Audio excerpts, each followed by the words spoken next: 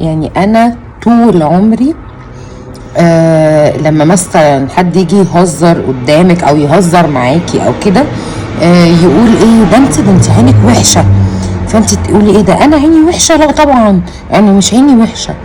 اللي سمعته دلوقتي ان دلوقتي الانسان بقى بيعترف ان هو فعلا عينه وحشه.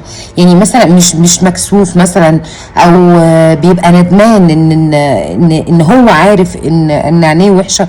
لا، هو متمادى ومستمر في الحسد وفي القر على الناس وفي. يعني احنا في زمن غريب عجيب.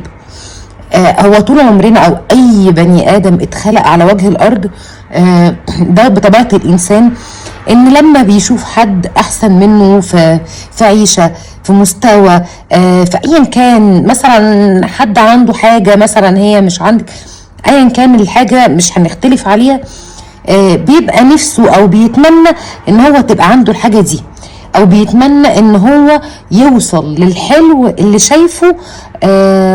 شايفه في الشخص التاني. دي طبيعة الانسان. ودايما بيتقال ان محدش بيحب حد احسن منه. هي الجملة طبعا لما بتتقال كده بتبقى متاخدة كأنها او بطريقة وحشة، أو بطريقة مش صح. لكن هو لو بصينا لها كده بالعقل، اكيد يعني دايما انت نفسك او الانسان بيبقى نفسه ان هو يبقى احسن واحد. يعني دي حاجه كلنا متفقين عليها، دي طبيعه بني ادم. لكن بتختلف بقى من شخص للتاني. انك انت في فرق ما بين انك انت تشوفي اللي قدامك وتقولي ما شاء الله، او تبقي تتمني ان انت توصلي او يبقى عندك نفس اللي عنده. ده عادي، تقولي تبارك الله، تقولي اي حاجه من الحاجات ديت. ده الانسان يعني. لكن اللي استوقفني انا وانا يعني ماشيه كده بقلب بسكرول كده في السوشيال ميديا، استوقفتني قصه. يعني واحده بتتصل بمذيعه بتقول لها انا السبب. ما قالتش انا السبب، هي ما بداتش كده، هي بتقول انا بحسد. بتتكلم كده بتقول انا بحسد اللي قدامي.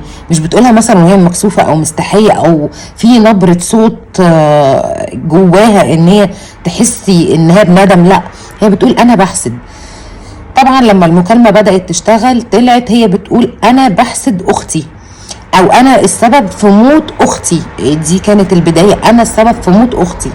فطبعا المذيعه ازاي ومش ازاي، لا انا السبب في موت اختي، انا اللي موتت اختي. طب انتي موتيها ازاي؟ وليه بتقولي انك انتي اللي موتيها ونسبتي ان الموت دوت حصل بسببك انتي؟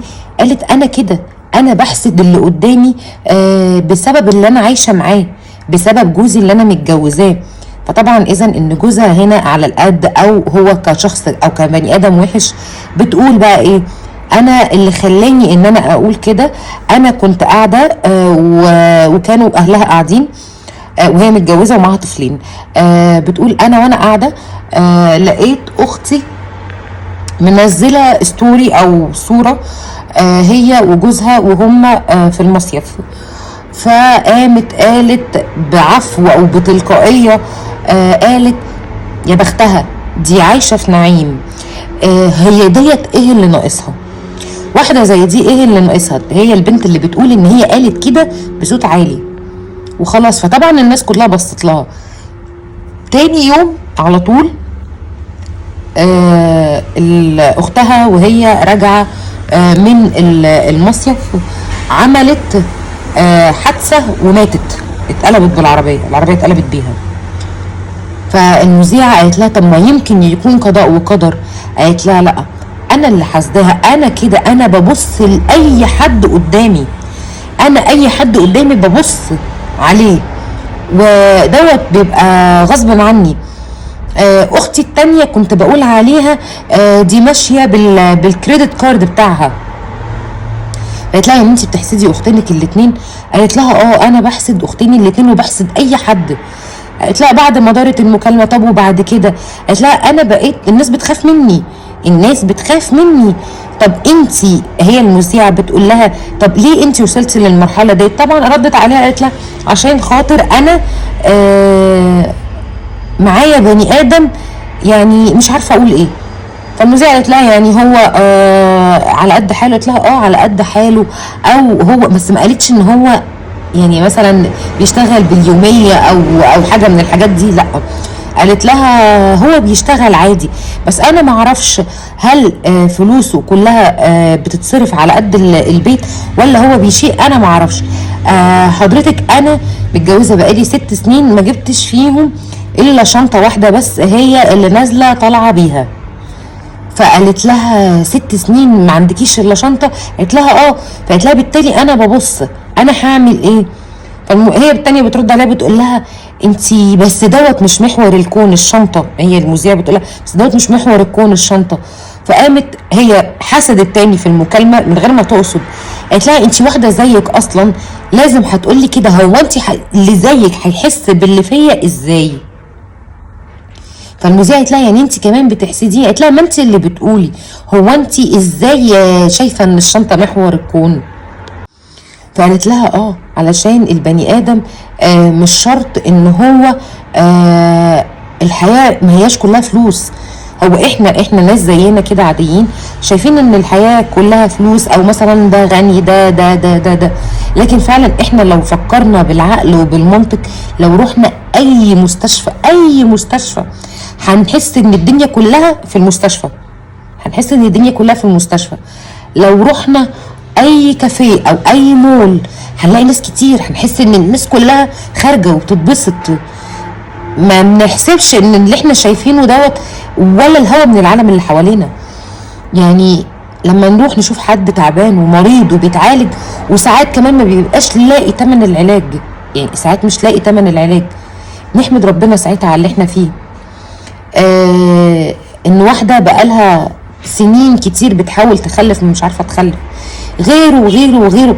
كل واحد فينا ربنا خلق ليه نعم معينه، احنا كبني ادمين ما بنبقاش شايفينها، لكن اللي قدامنا هو اللي بيبقى شايفها. يعني اللي قدامنا هو اللي بيبقى شايف ان انت عندك كذا وكذا وكذا وكذا وكذا، لكن احنا كاشخاص ما بنبقاش مدركين الحاجه اللي معانا، وما بنحسش بيها غير لما هي فعلا بتروح.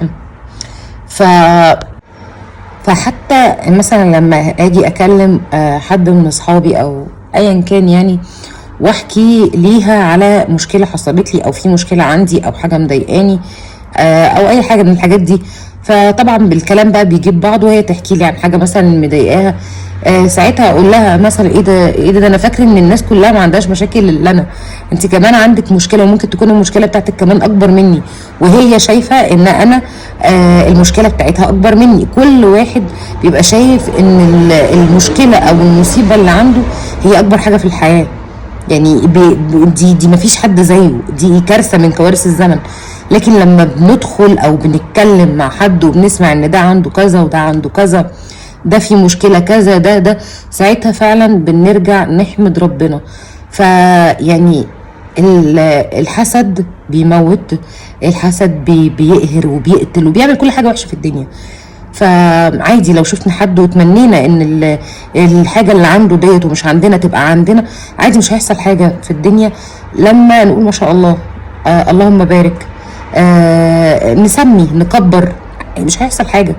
يعني لازم دايما يبقى في بقنا كلمه ما شاء الله على اي حاجه مهما كانت بسيطه او احنا شايفينها ان هي تافهه، لازم نقول ما شاء الله، لان الحسد بيموت.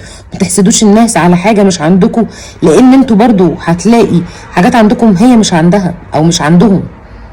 يعني فكل واحد ربنا مخصص له ميزه، كل واحد ربنا مخصص له ميزه عنده، يعني على حجم بقى هي كبيره صغيره، بس هو عنده ميزه محدش او غيره يتمناها.